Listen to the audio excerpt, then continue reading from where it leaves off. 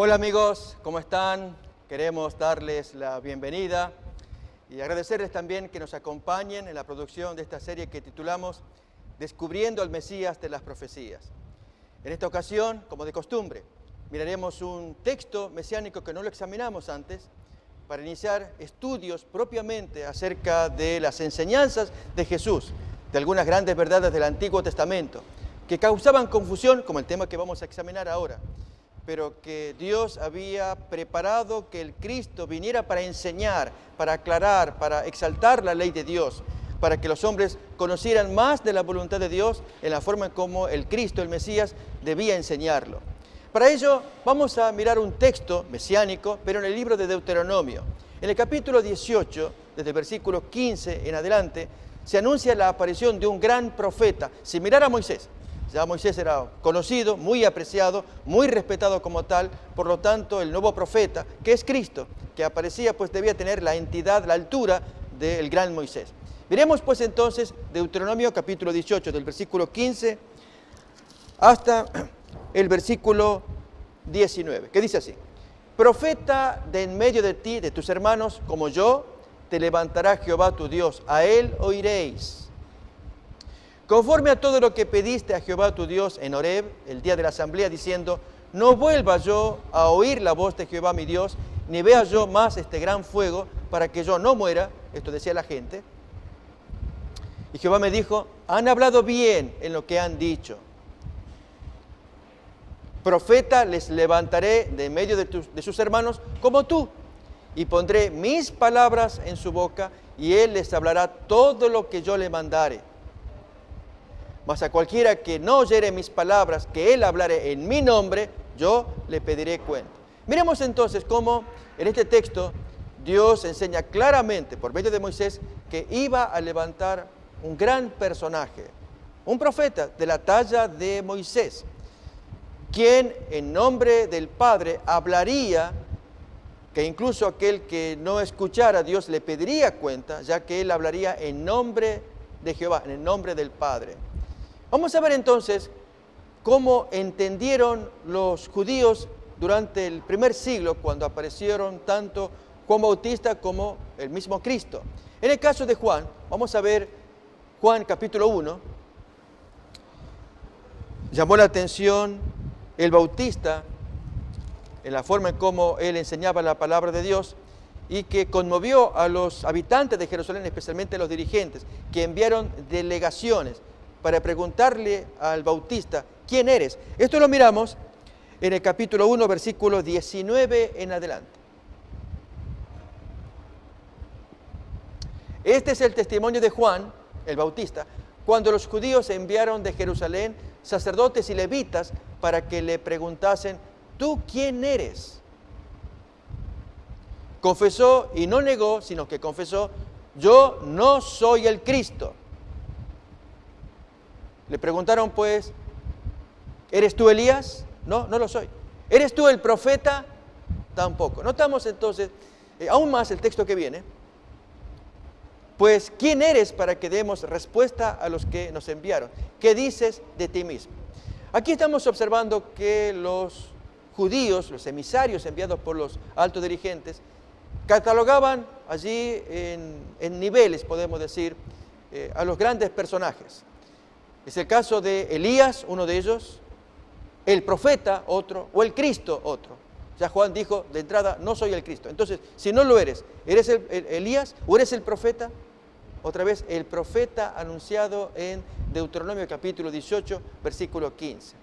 Ahora, miremos cómo en el Evangelio de Lucas se cuenta de este profeta.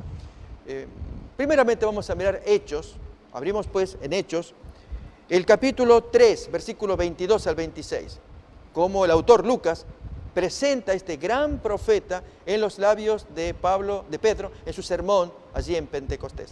Miremos pues entonces Hechos capítulo 3, 22 en adelante. Porque Moisés dijo a los padres, el Señor vuestro Dios os levantará profeta de entre vuestros hermanos, como a mí. A él oiréis en todas las cosas que os hable. Y toda alma que no oiga a aquel profeta será desarraigada del pueblo.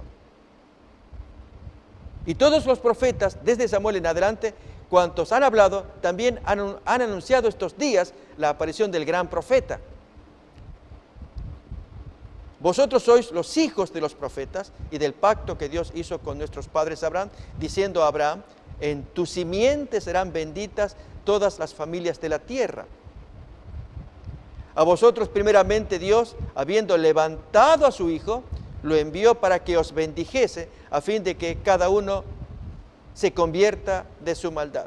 Bien, esto es parte del sermón de Pedro, dado en Pentecostés.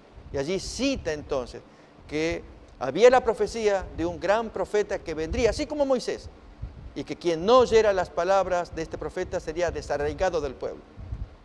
Estamos ya acercándonos para ver quién es este gran profeta. De hecho, Jesús se llama a sí mismo profeta. Lo miramos en Hechos capítulo 13. Allí, en la discusión que hay con motivo de la amenaza de Herodes, leemos esto desde el versículo 30 en adelante. Herodes amenaza a destruir a Jesús, no soporta su prédica como tampoco soportó la de Juan Bautista.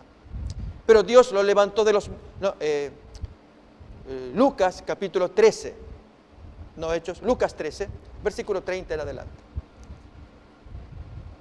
He aquí, hay postreros que serán primeros y primeros que serán postreros.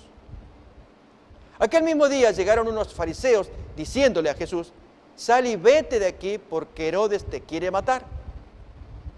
A lo cual Jesús dice, id y decidle a aquella zorra, he aquí echo fuera demonios y hago curaciones hoy y mañana y al tercer día termino mi obra. Sin embargo, es necesario que hoy y mañana y pasado mañana siga mi camino, porque no es posible que, y notemos cómo Jesús se define a sí mismo, no es posible que un profeta muera fuera de Jerusalén.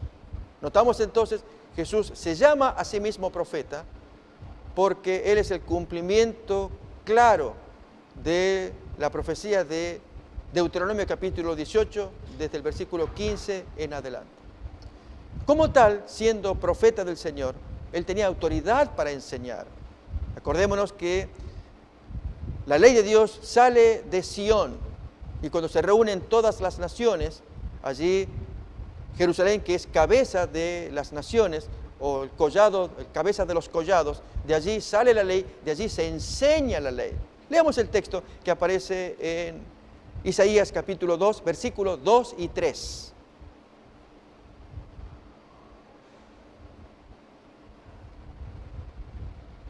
Acontecerá en lo postrero de los tiempos que será confirmado el monte de la casa de Jehová como cabeza de los montes, y será exaltado sobre los collados, y correrán a él todas las naciones.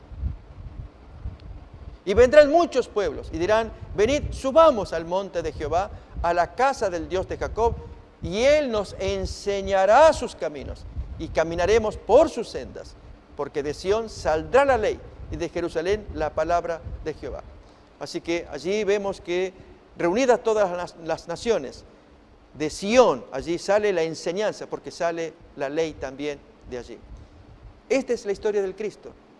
En un tema muy importante que vamos a examinar, Jesús vino a enseñar como profeta, con la voz autorizada de un siervo de Dios, habiendo sido profetizado en Deuteronomio 18, que aquel que no lo oiga sería desarraigado de su pueblo. Lo miramos en Hechos capítulo 3, 23. Bien, aquí Jesús va a ser desafiado con un planteo, la cosa indecente. ¿De qué trata esto? Vamos a abrir un texto problemático y que los judíos se valieron para usarlo en los días del Maestro. La cosa indecente. La palabra hebrea es dabar. Dabar significa cosa, pero por el contexto se va a ver que se trata de algo que va más allá de lo normal, de la simple cosa. Abrimos pues Deuteronomio, capítulo 24, desde el versículo 1 en adelante.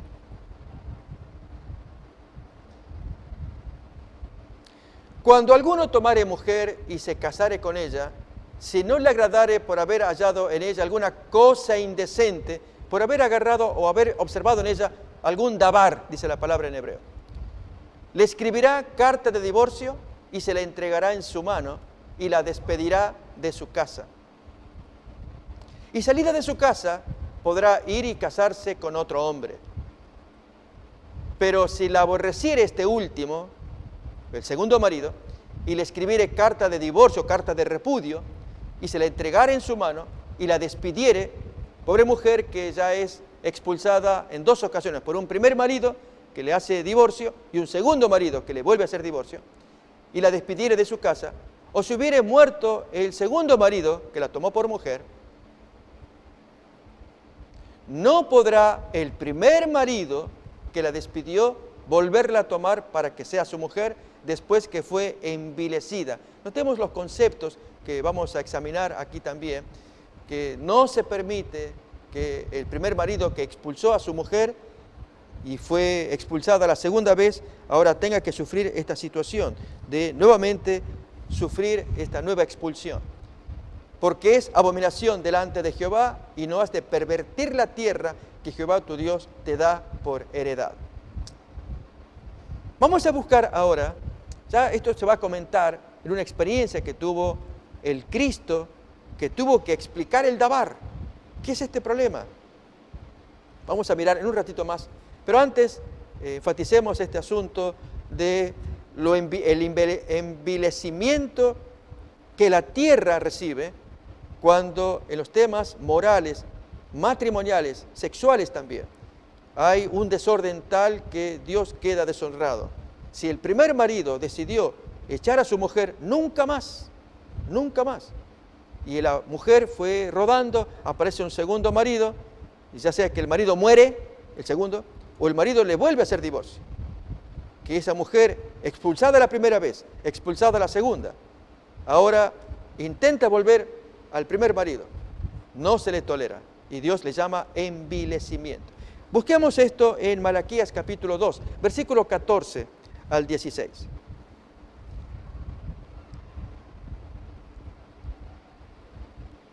Textos que nos van a ayudar a entender por qué era grave este tema, y Dios no quería que ocurriera semejante cosa en su pueblo.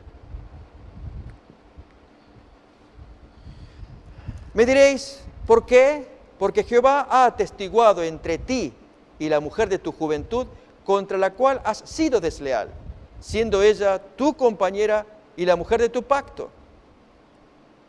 15. ¿No hizo él uno, habiendo en él abundancia de espíritu? ¿Y por qué uno? Porque buscaba una descendencia para Dios. Guardaos pues en vuestro espíritu, y no seáis desleales para con la mujer de vuestra juventud. Porque Jehová, Dios de Israel, ha dicho que él aborrece el repudio, y al que cubre de iniquidad su vestido, dijo Jehová de los ejércitos. Guardaos pues en vuestro espíritu, y no seáis desleales. Notemos, interesante el texto, porque hasta donde estamos leyendo, el hombre desleal expulsa a su mujer, ella no puede regresar por orden de Dios, pero el culpable es el hombre desleal, que no cuidó el pacto, y que Dios aborrece el repudio. No hagas esto. Acordémonos de este concepto. Bien, vamos entonces a examinar un problema en los tiempos de Jesús. Marcos capítulo 10. Muy interesante, los judíos citan el dabar, la cosa indecente, y la respuesta del maestro en que muestra la sabiduría con que él se mueve. Estamos entonces en Marcos capítulo 10.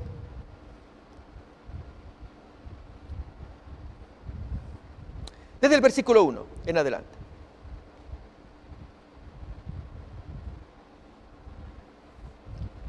Levantándose de allí, vino a la región de Judea y al otro lado del Jordán, y volvió el pueblo a juntarse a él, y de nuevo les enseñaba como solía. Acordémonos que la labor del maestro fue triple, según nos cuenta San Mateo capítulo 4, versículo 23. No solamente el maestro se dedicaba a la predicación y a la curación, sino también a la enseñanza. Esto distinguió la labor de Jesús, era enseñar, dedicar tiempo, ahí tenemos el texto, a que la gente sea ilustrada, que aprenda más de la voluntad de Dios. Ahí tenemos el versículo. Y recorrió Jesús toda Galilea, enseñando en las sinagogas de ellos, predicando las buenas nuevas del reino que él traía y sanando toda enfermedad y dolencia en el pueblo. Una triple misión que caracterizó a Jesús. En esta ocasión viene a enseñar. ¿Y qué enseñanza que trae con el tema del dabar? Miremos pues entonces Marcos capítulo 10, versículo 2 en adelante. Y se acercaron los fariseos y le preguntaron para tentarle si era lícito al marido repudiar a su mujer. Él respondiendo dijo, ¿qué mandó Moisés? Aquí, amigos, es tan importante observar este detalle. Una, le van a tender una trampa, porque en la respuesta que él dé, esperaban los judíos poder enmarcar a Jesús en las dos salidas, en las dos respuestas que estaban viables en ese momento, según las respectivas escuelas de Hillel y de Shammai. Estos fueron teólogos muy importantes, anteriores a Jesús, aproximadamente 2 generaciones. Tanto que se afirma que Hillel, que vivió muchos años, pudo haber sido uno de los últimos fariseos que Jesús pudiera ver en vida. Luego falleció. Esto es cuando Jesús era niño y fue al templo. Esto es lo que afirman algunos eruditos judíos también, que murió cerca del año 10 aproximadamente de la era cristiana, y ya Jesús para ese tiempo tendría sus 12 años, y que con su brillantez, según cuenta Lucas, el capítulo 2, cuando fue al templo allí, recuerdan, llevado por sus padres en los días de la Pascua, allí Jesús queda en el templo conversando con los grandes dirigentes. Y se cree, vamos a leer el texto también de paso, porque es importante tratar de entroncar con Hillel, un supremo teólogo judío, muy importante en la comprensión de las tradiciones rabínicas, y a la vez su opositor Shammai, que era un hombre más joven. Vamos pues entonces a mirar en Lucas, el capítulo 2, ya volvemos nuevamente a Marcos, pero veamos este detalle para entender los tiempos de Hillel.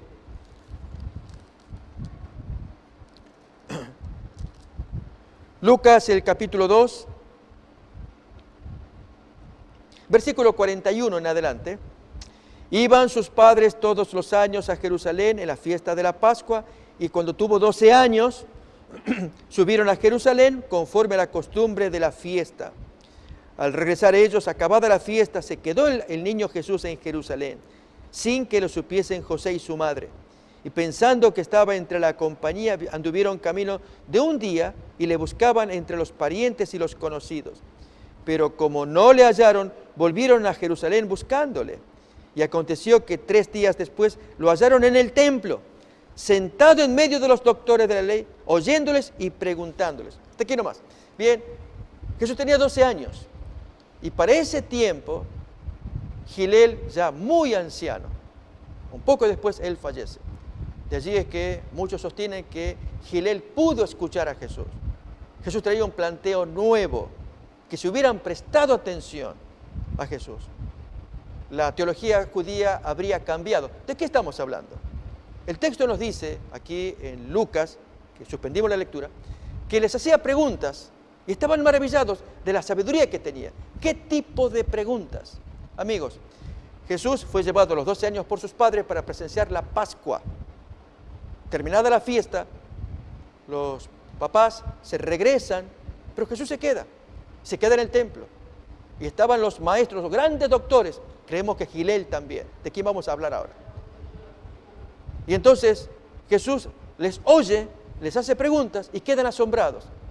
¿Cuál fue el diálogo? No dice el texto, pero deducimos lo siguiente: que los judíos, aferrados a la tradición de los ancianos y a las leyes que ellos vayan creando, no lograban ver algo sumamente importante para la teología y la salvación de los judíos. Que los corderos que estaban allí, sacrificados en la Pascua, representaban a una persona, representaban al Cristo. Jesús ahí lo vio a los 12 años, en la fiesta de la Pascua, entendió su misión y se movió en torno a ella.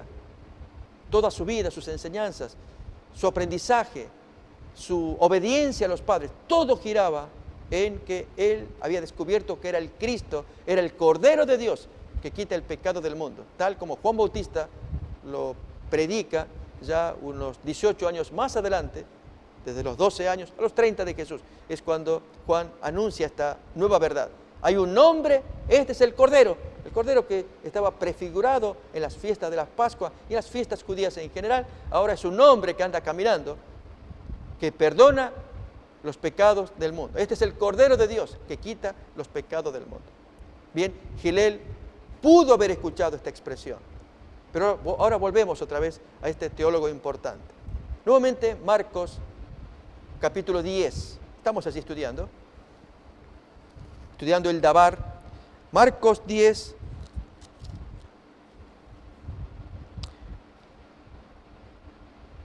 Versículo 2, nuevamente, retomamos el pensamiento en adelante.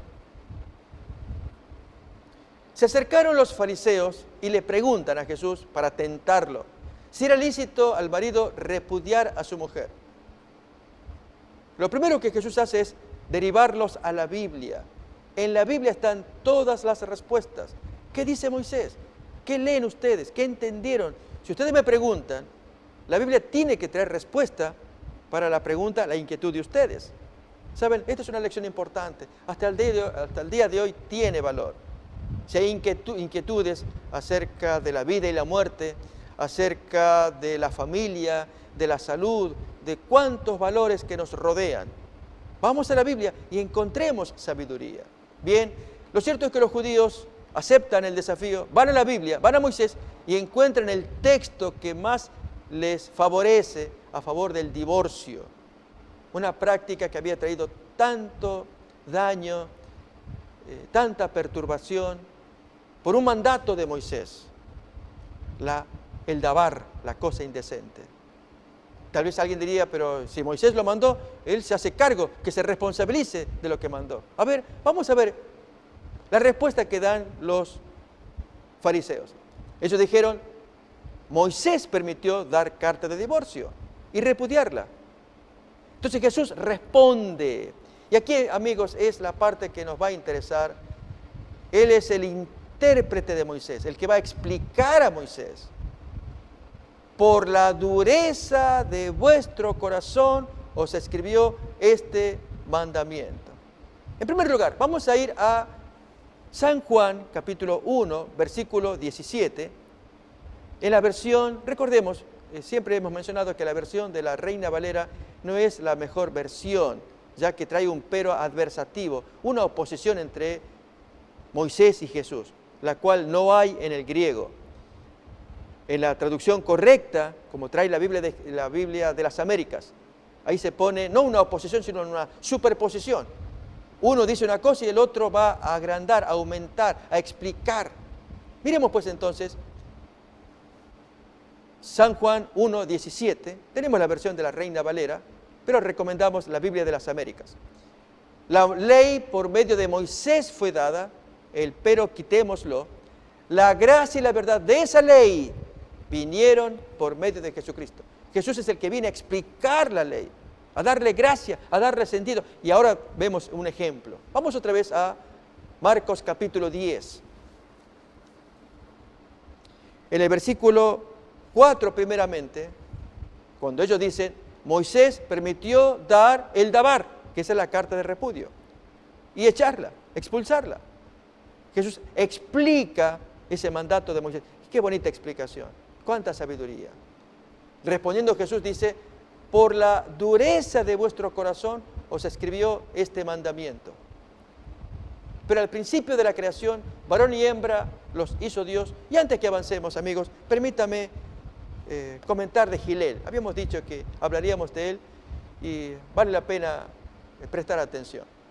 Los judíos tenían grande discusión respecto del dabar. Recordemos, esa es la palabra que significa cosa indecente. En verdad significa cosa, pero tiene que ser algo que moleste. He aquí, Hillel y Shammai diferían en interpretar qué significa dabar cuando Moisés dijo que si el hombre le encuentra un dabar, que le haga el divorcio. ¿Qué es dabar entonces? ¿Qué es esa cosa indecente? Hillel, que se caracterizaba por ser más liberal, él decía, El dabar puede ser, o la cosa indecente, cuando el marido, en la noche nupcial, al levantarle el velo, descubre que ella no es agraciada, que es feíta, hágale el divorcio. O Hillel también decía que si la mujer, conviviendo, hace un dabar, una cosa indecente, ¿como cuál? Como no saber cocinar o cocinar quemado, el marido tiene derecho de hacerle carta de divorcio.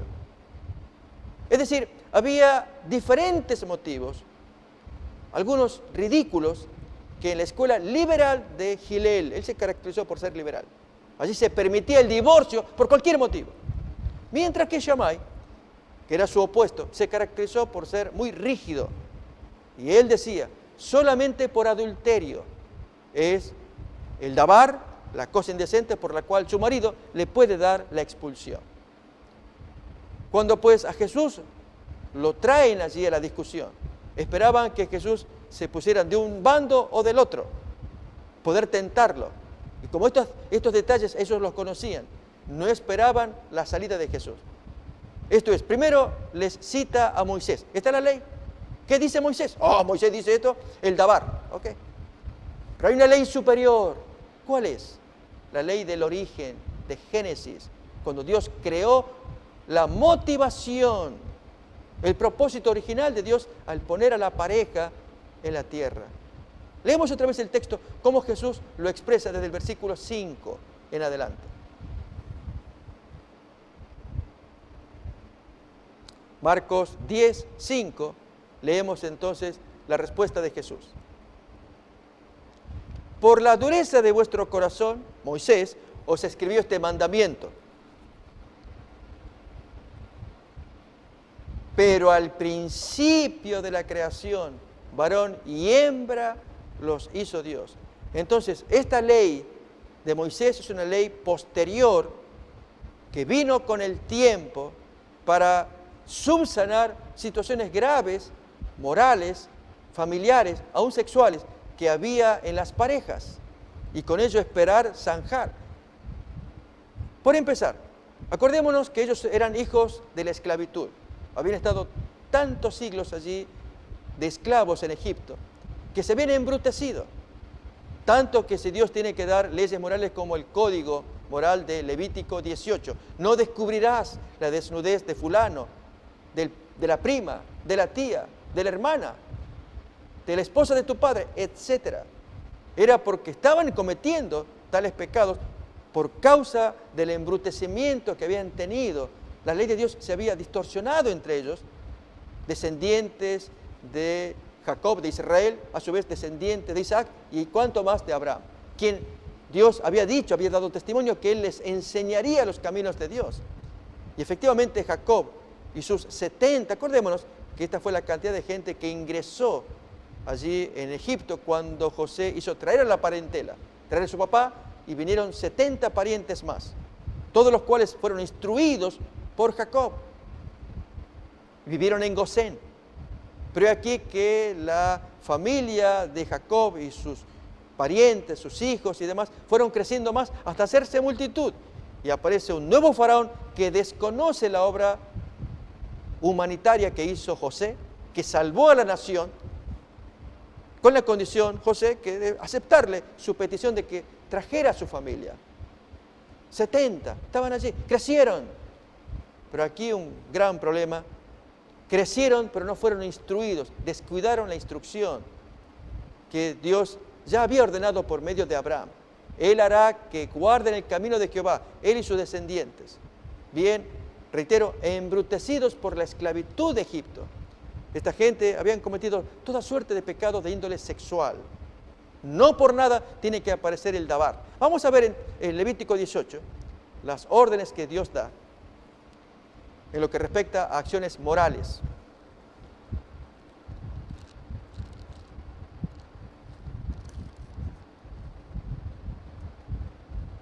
Versículo 6 en adelante, 18:6. Ningún varón se llegue a parienta próxima alguna para descubrir su desnudez. La desnudez de tu padre o la desnudez de tu madre no descubrirás. Tu madre es, no descubrirás su desnudez. La desnudez de la mujer de tu padre, diríamos la madrastra, no descubrirás. Es la desnudez de tu padre. Y así sucesivamente, cuando observamos, aún en Levítico 20 aparece más claro este mismo código.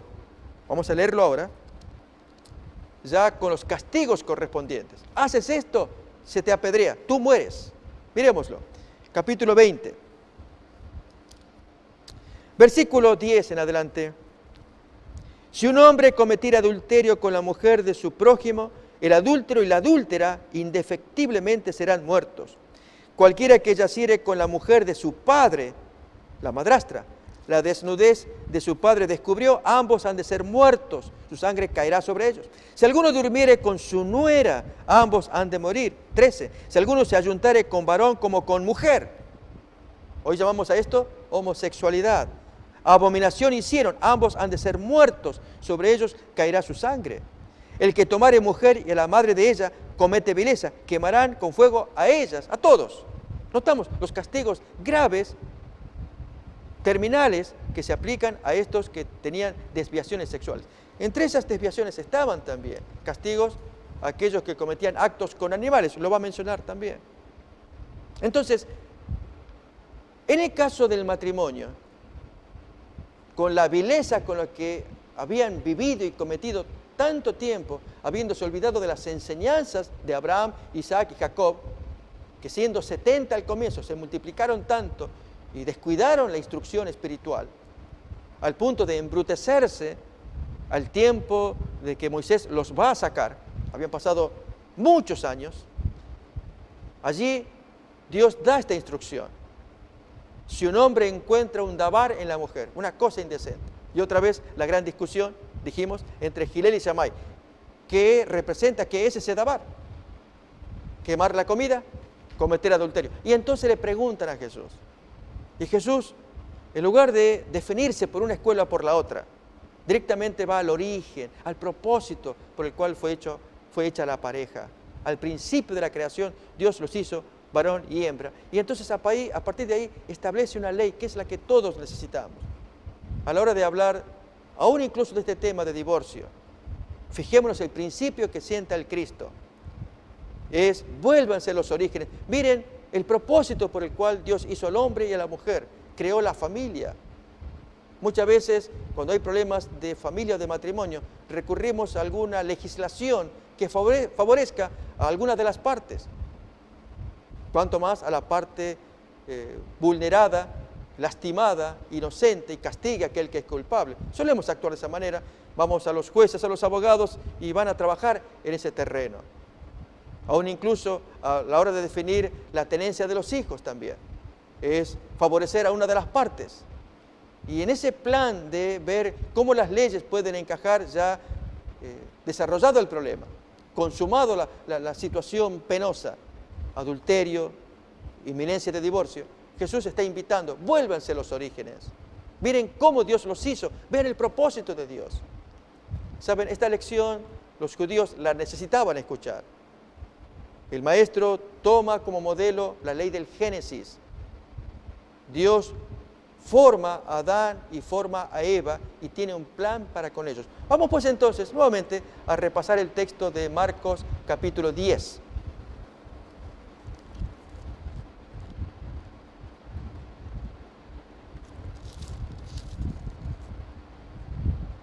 Versículo 6 en adelante, leemos.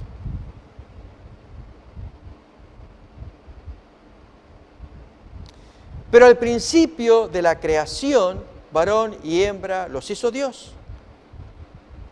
Por esto dejará el hombre a su padre y a su madre y se unirá a su mujer, y los dos serán una sola carne. Así que no son ya más dos, son uno.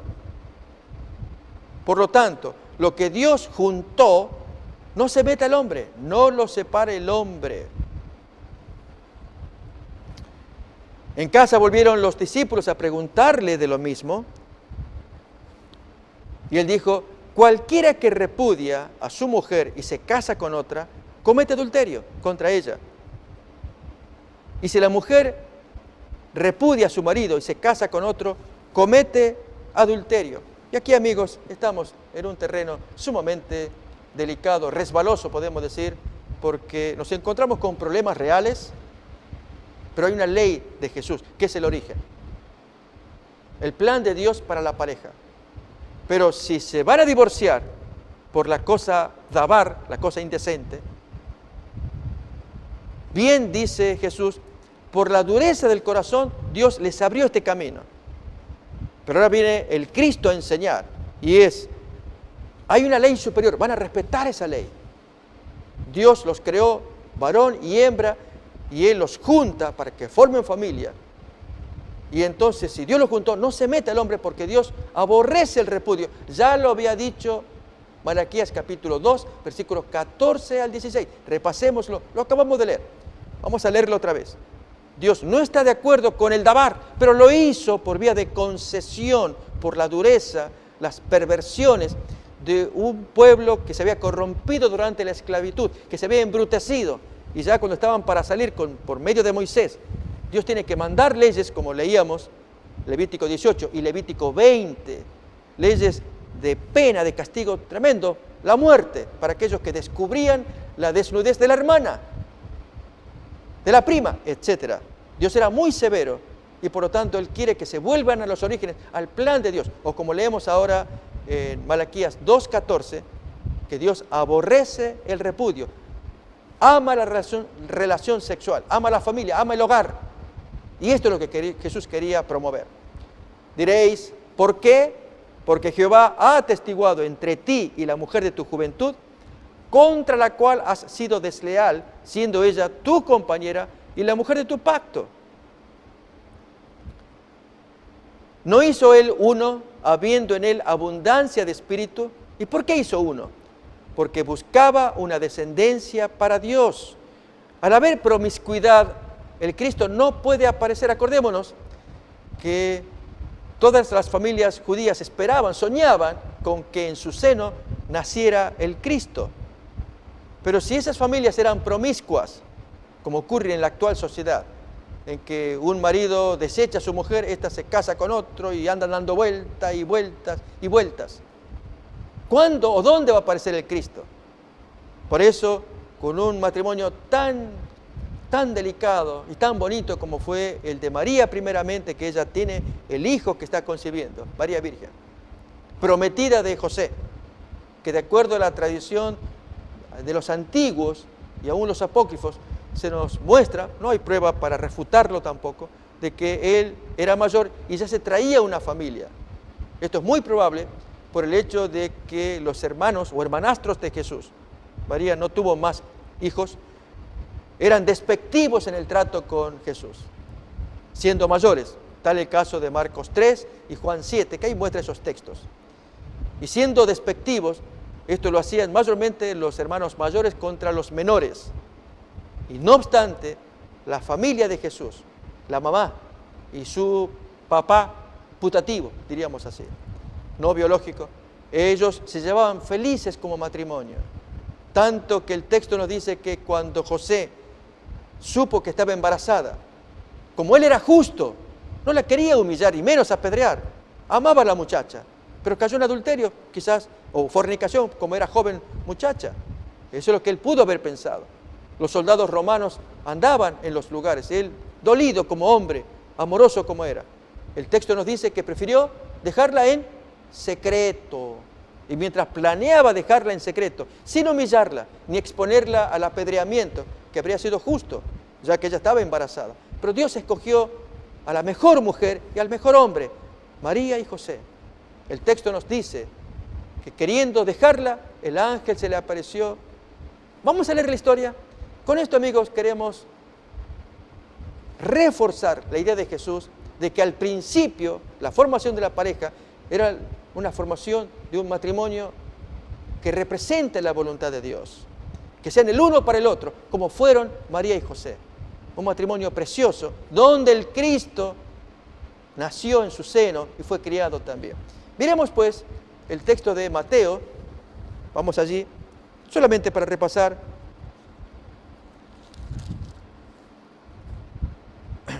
Este breve concepto acerca de los orígenes de Jesús y especialmente de sus padres.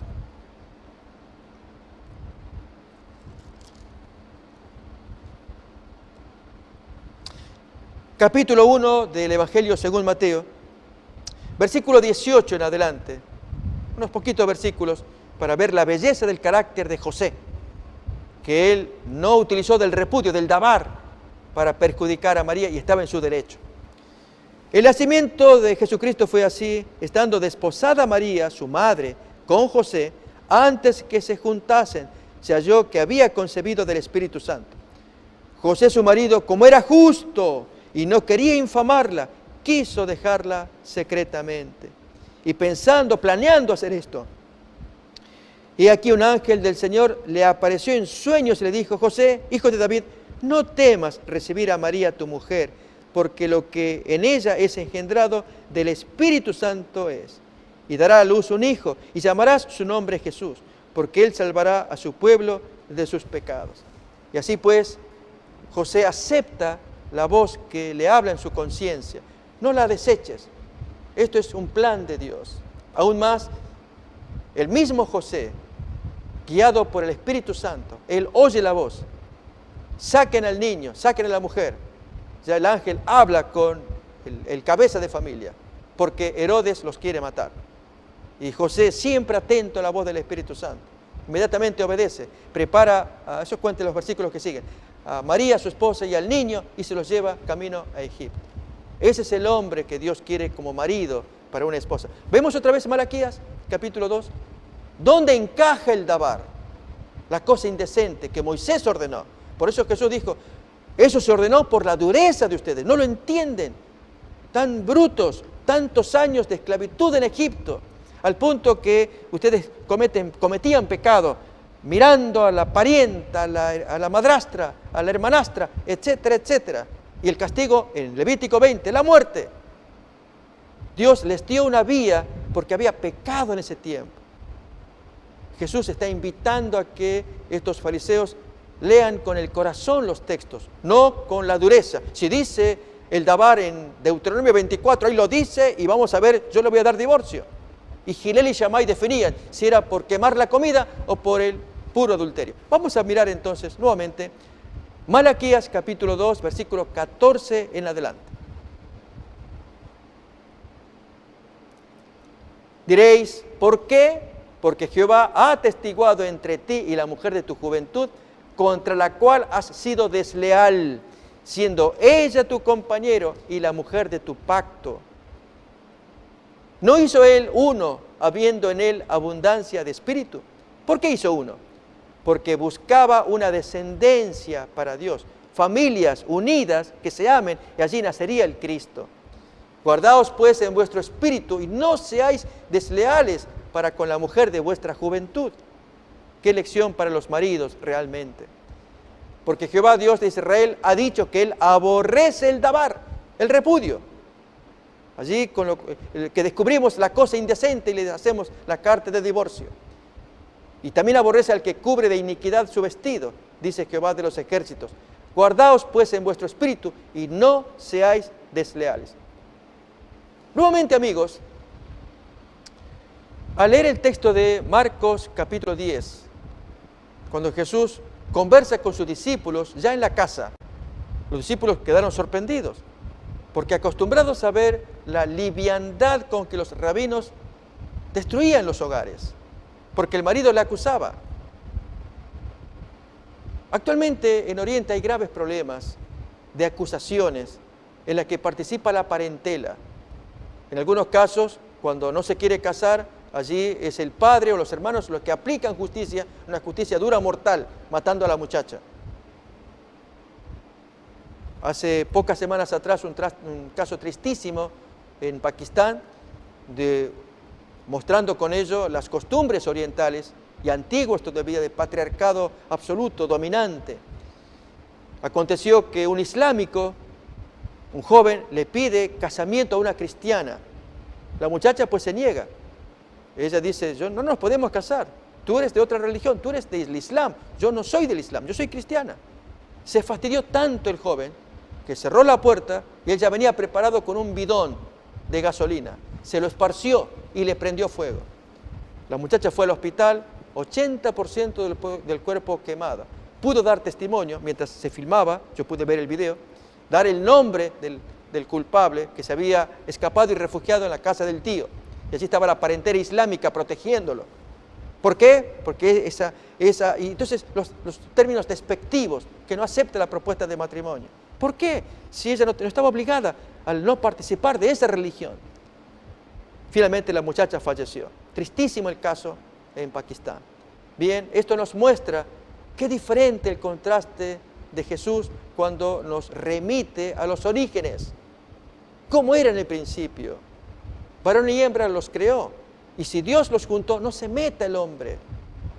Pero a veces nosotros mismos como maridos o como esposas arruinamos el propósito original. Ya suficiente con que Dios toleró el embrutecimiento de su pueblo, el descuido del estudio de las leyes que Dios había ordenado a Abraham. Esto nos lo da cuenta Génesis capítulo 26, versículos 4 y 5 que leemos a continuación.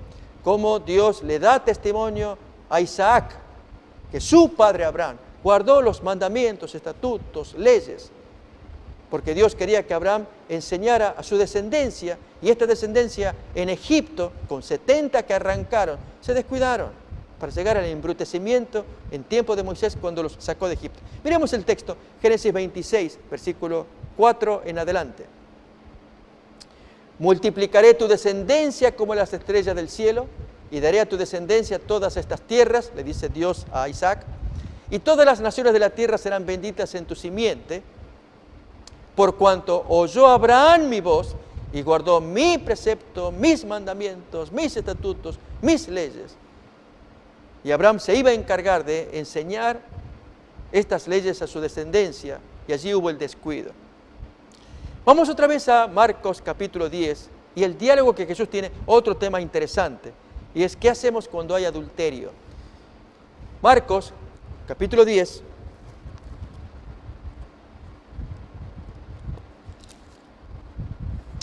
versículo 10 en adelante.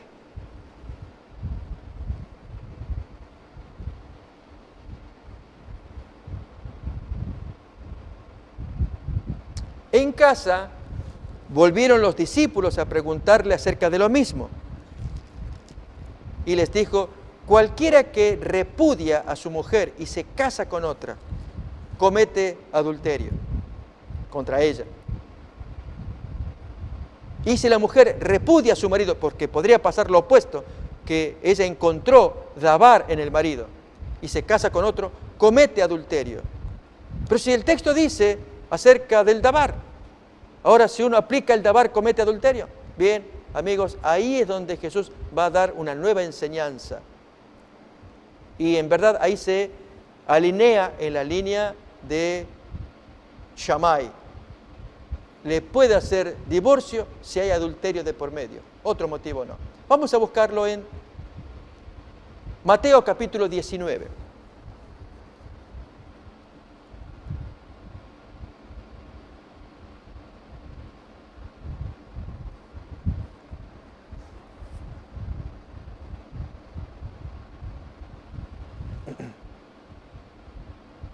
Fijémonos en el versículo 10, la reacción de la gente al planteo de Jesús. Le dijeron sus discípulos, si es así la condición del hombre con su mujer, no conviene casarse, si es tan estricto. Entonces él le dice, no todos son capaces de recibir esto, sino aquellos a quienes les es dado. Pero aún más, en el trato que el hombre tiene para con la mujer y habiendo adulterio de por medio, ¿qué es lo que se debe hacer? Voy a invitar a que miremos en el versículo 9, 19:9. Yo os digo que cualquiera que repudia a su mujer, salvo por causa de fornicación, y se casa con otra, adultera. Ahí nos está dando el motivo. Amigos, queremos hablar de corazón. Nuestra sociedad ha hecho una relajación muy grande con respecto al tema sexual. Ha hecho que las familias sufran muchísimo por un pecado que Satanás metió en el mundo y que hombres y mujeres en su descuido, al cometer este pecado llamado adulterio, la parte inocente tiene su derecho. El Señor se lo concede. de aplicarle el castigo, el repudio. Por eso dabar, que habíamos estudiado, si era quemar la comida, y en este caso Shammai tiene razón a la vista de Dios. Solamente por causa de adulterio se puede hacerle, ese es el dabar por el cual se le puede hacer el repudio. En el caso de Jesús, dice, no hagan repudio, no hagan divorcio, excepto si hay adulterio. Amigos, ¿qué hacemos cuando en un matrimonio? Este es un tema delicado porque seguramente los que están oyendo también tienen sus propias experiencias de familia. Cuando tienen caracteres tan difíciles, tan insufribles, y como tienen mal carácter, por incompatibilidad de caracteres, yo te hago el divorcio. Y hacemos esto. Y esperamos recibir la bendición de Dios. ¿Será que la recibimos? Saben, amigos, en verdad la Biblia da dos motivos para que uno pueda divorciarse. Este es uno, el adulterio. El otro es el que aparece en la primera carta de Corintios, capítulo 7, en el que el cónyuge incrédulo, que no aguanta a su compañero que se hizo creyente, el incrédulo se aleja. Y entonces allí Pablo dice, si se aleja, que se aleje. No ha sido llamado el creyente a semejante estado de esclavitud, de estarse ligado o ligada con el cónyuge incrédulo que decidió irse. Allí, al quedar liberado, podría la persona rehacer. Bien, en el caso del adulterio, que es el más común, es lo más duro, lo más difícil, y aquí es donde nosotros todos necesitamos instrucción de fomentar el amor en la familia para nunca llegar a esa situación. Y especialmente cuando se salen otros motivos que son dignos de ser escuchados. Violencia en el hogar, intento de homicidio, inducción a las drogas, etcétera, que nuestros jueces, nuestros abogados estudian para ver cómo ayudar a la familia. Lo que importa es la palabra de Jesús, vuélvanse a los orígenes. Miren cómo Dios trató a la pareja. Eso es lo que el maestro está enseñando. Por la dureza del corazón, Dios les dio el mandamiento, pero al principio no era así. Nuestra recomendación, amigos, es, no somos paralegales ni nos ponemos en lugar de los abogados o jueces que tienen que zanjar problemas de familia. Pero nuestro consejo, desde este ángulo como pastores, es vuélvanse las familias al origen. Miren el plan de Dios que hizo para con Adán y Eva. En Efesios 5 se trae más luz para que se solucionen los problemas. Nuestro propósito es que llegue a un acuerdo, una solución de diálogo en el matrimonio, en la familia, cuando hay hijos de por medio, cuando ellos mismos sienten que pueden salir adelante, solucionarse su problema. ¿No es eso finalmente lo que todos deseamos? Este es el objetivo de estas reuniones, y especialmente presentar al Cristo que vino a enseñar las grandes verdades de la ley de Dios. Demos gracias a Dios por este Cristo que tuvo la valentía de enfrentarse con estos fariseos que citaban a Moisés, el texto que les convenía. Jesús dio un mandamiento mayor. Vuélvanse a los orígenes, al plan que Dios creó para la raza humana. Un plan para usted y para mí también. Amigos, gracias por acompañarnos y deseamos que Dios los bendiga y nos encontraremos en la siguiente emisión. Hasta entonces, tengan buenas noches.